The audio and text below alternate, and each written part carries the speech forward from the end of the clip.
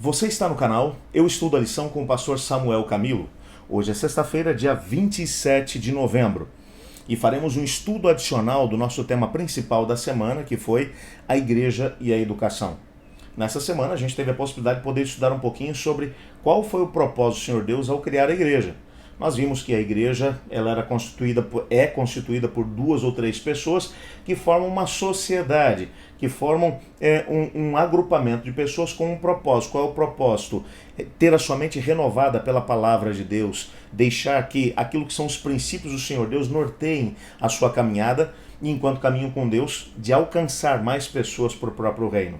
A grande pergunta que eu gostaria de tentar responder hoje é a seguinte: como é que eu e você podemos agir ou devemos agir para que o objetivo de Deus ao estabelecer a sua igreja aqui na terra seja uma realidade? O que é que Deus espera de você e de mim? Vai valer a pena tentarmos encontrar essa resposta junto. Continua com a gente aí.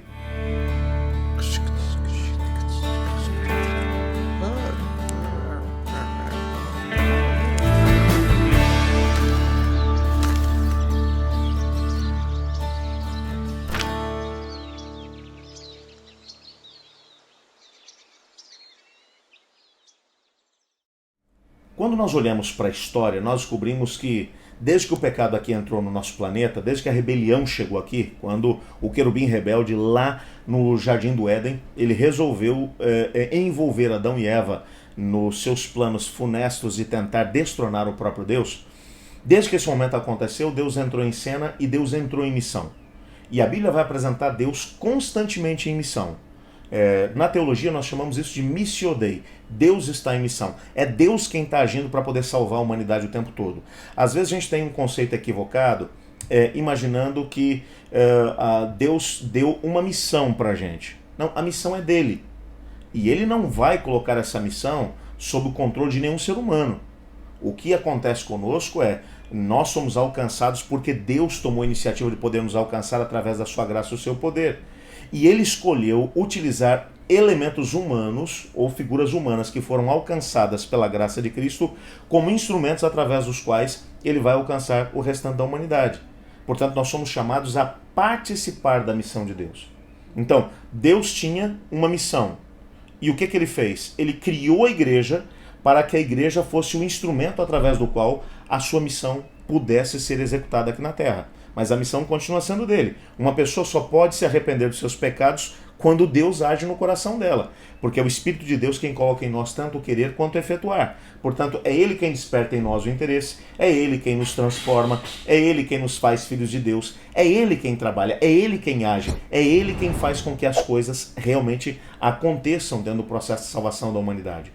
Portanto, quem está em missão é Deus. Nós somos chamados a participar da missão dele. E quando nós não queremos participar da missão? Tem uma frase que muita gente acaba dizendo aí, acaba dizendo assim: se nós não pregarmos o evangelho, Jesus não volta. Isso é uma inverdade, é uma incompreensão do evangelho. A vinda de Jesus não é uma profecia condicional, que depende do ser humano. Se o ser humano pregar, se o ser humano aceitar, ele vem. Não, a Bíblia diz, ele virá. Aqueles que acompanharam as pregações do pastor Alejandro Bulhon, principalmente durante a década de 90 e os anos 2000 e pouco, ele tinha uma frase que ele usava: esteja você preparado ou não, Jesus voltará. Queira você ou não, Jesus voltará. E isso é verdade, ele virá. Agora, e se eu não aceitar fazer parte desse processo? O que vai acontecer? Bom, uma coisa muito simples, ele vai escolher outro para poder ficar no meu lugar, mas que o evangelho vai ser pregado e que as pessoas saberão que ele vai chegar, isso não é negociável. Por quê? Porque Deus está em missão. Tá, mas então, e a igreja, pastor? A igreja foi escolhida por Deus porque Deus tem uma missão. Ele plantou a igreja, ele criou a igreja por causa da missão que ele tinha. Agora, o grande problema é quando nós, como cristãos, olhamos para a igreja e projetamos nela aquilo que são as nossas visões a respeito de igreja. Quando nós achamos, por exemplo, que a igreja é um lugar única e exclusivamente para podermos ter ali um clubinho fechado nosso, sem qualquer tipo de elemento de missão. Nós estamos deturpando aquilo que é a igreja. quando nós valorizamos mais uma pessoa do que outra dentro do contexto da igreja. Nós estamos deturpando aquilo que é igreja.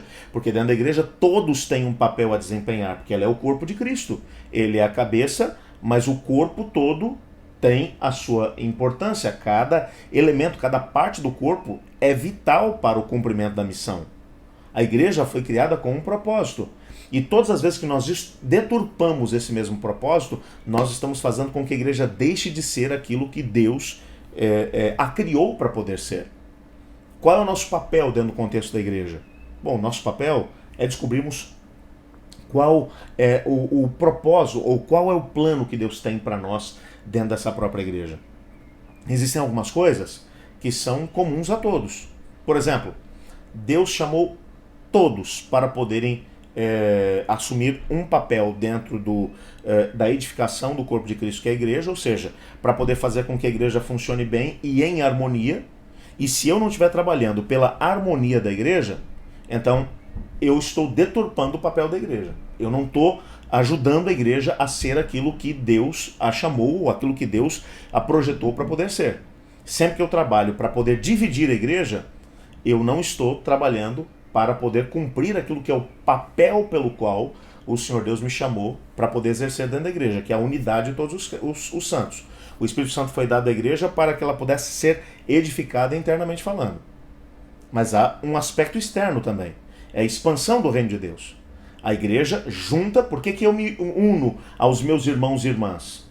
Para que juntos a gente possa se edificar, a gente possa crescer, dentro do estudo da palavra de Deus, dentro dos ensinamentos relativos às razões pelas quais estamos aqui nesse mundo, a esperança que a gente tem, apesar de viver num mundo de pecador e sofrimento, tudo isso é o crescimento interno da igreja, ok? Mas há uma dimensão para fora da igreja, que é a dimensão do ir e alcançar cada pessoa do planeta com a mensagem de que o Senhor Jesus morreu pelos nossos pecados e ele vai voltar na nossa geração para poder buscar aqueles que entenderam a sua proposta e que estão se preparando para isso.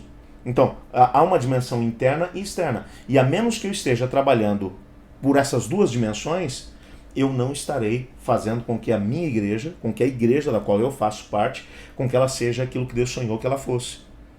Portanto, o que a gente tem que deixar claro é que apesar de Deus ter criado a igreja com um propósito, eu posso ser um instrumento que vai estar atrapalhando o propósito de Deus. Se eu não estou trabalhando pela unidade da igreja e nem para a expansão do reino de Deus, então eu estou impedindo que a igreja seja aquilo que ela deveria ser. O que eu devo fazer, pastor?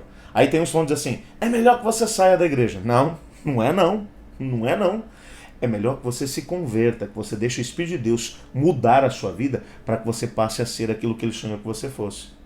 E aí vem o texto que vai aparecer na nossa lição de hoje. Eu não vou aqui ler o texto todo, mas eu gostaria que você lesse depois em casa.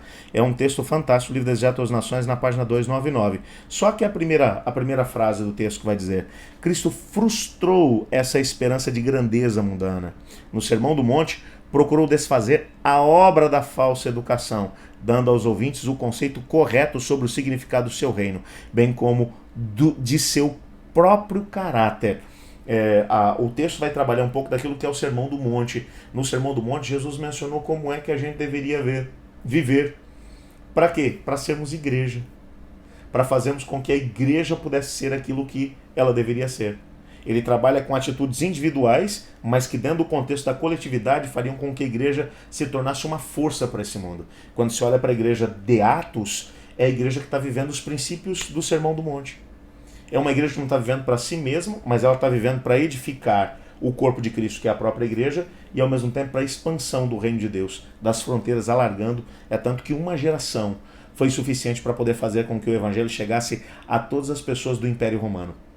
O Senhor Deus espera que nós vivamos esses princípios, para que sejamos igreja, e para que individualmente nós tenhamos a possibilidade de fazer com que a coletividade se torne aquilo que Deus sonhou que ela fosse, igreja.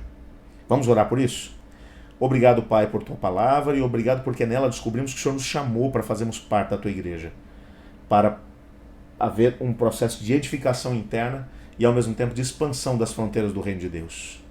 Ajuda-nos a viver esses princípios, pois é em nome de Jesus que oramos. Amém.